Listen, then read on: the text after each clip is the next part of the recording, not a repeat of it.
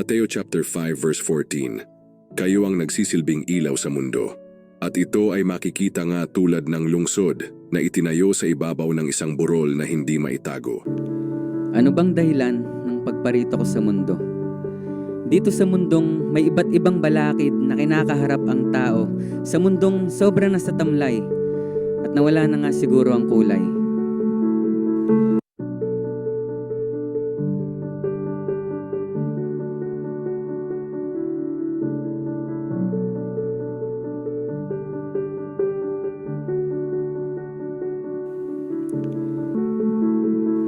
Isang araw, mayroon sa akin nakapagkwento.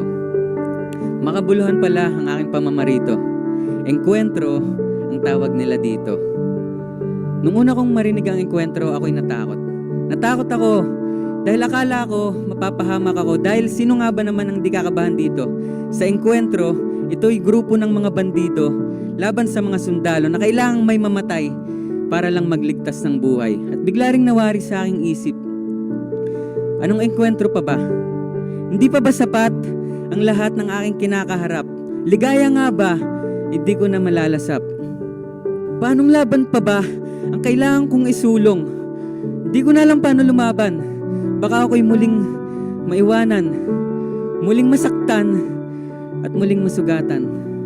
Ayokong nauuwi sa wala ang lahat ng aking inilalaan. Sa araw ng engkwentro, kaparusahan ang inaasahan ng baluktot kong isipan, ngunit ako'y mali na naman.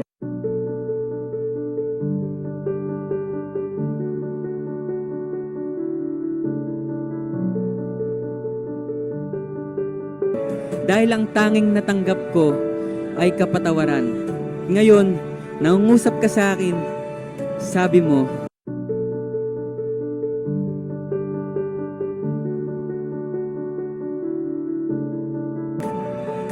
anak, mahal kita. Hindi kagaya ng sinasabi ng mundo na lumilipas, nawawala at nagbabago, anak. Mahal kita. Kaya't papasukin mo ako sa iyong puso upang mahalin ka pang lalo. Anak, mahal kita. Yan ang dalawang salita na naging dahilan ng pagbaba ko sa lupa upang tubusin ka. Anak, mahal kita. At handa akong patawarin ka sa lahat ng iyong mga nagawa. Kahit pa maraming beses mo na akong sinampal, ang pag-ibig ko sa iyo ay hindi mapapagal. Hayaan mong paghilumin ko ang mga sugat na iyong natamo. Hayaan mong linisin ko ang karumihan ng iyong puso. Matuto kang magdasal. Pangako, makikinig ako sa iyong mga kwento. Dahil nga, anak kita. At mahal kita simula pa man nung umpisa. Bago mo pa malaman ang mali at tama, minahal na kita. Sino nga ba ako? Sino nga ba ako para hindi kita tanggapin? Magsimula tayong muli sa umpisa. Sa kadahilan ng ibinigay niya, sa kadahilan ng magpakilala pa siya dito sa mundong walang-wala na ang pag-asa. Sa umpisa kung saan ang balakid natin sa ating buhay ay handa niya ng mapatid. Sa umpisa na inilaan niya ang pagtagas ng kanyang dugo para lamang maibalik ang kulay dito sa mundo. Sa umpisa na pinasan ang kabigatan ng krus at ng mga kabigatan sa buhay ko.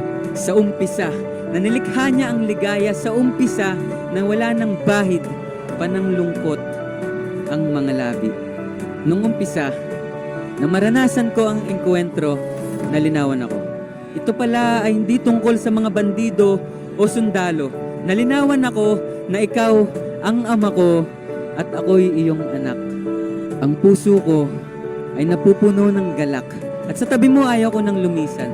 Hindi ko sasayangin ang iyong pinaglaban na ang minsan buhay kong wasak ay naging makabuluhan. Ang puso kong wasak ay binuo mo sa wakas. Hindi ko kakalimutan ang iyong kamatayan ang naging daan ko mula sa impyerno patungo sa paraiso.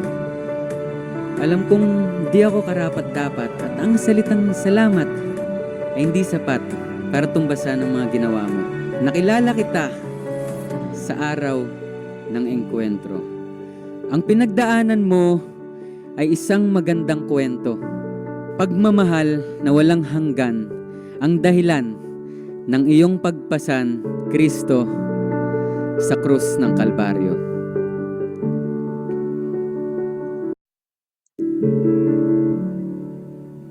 pa bang ayusin to? Kaya pa yan. Sabi nga ni Lord, walang sira ang di naaayos.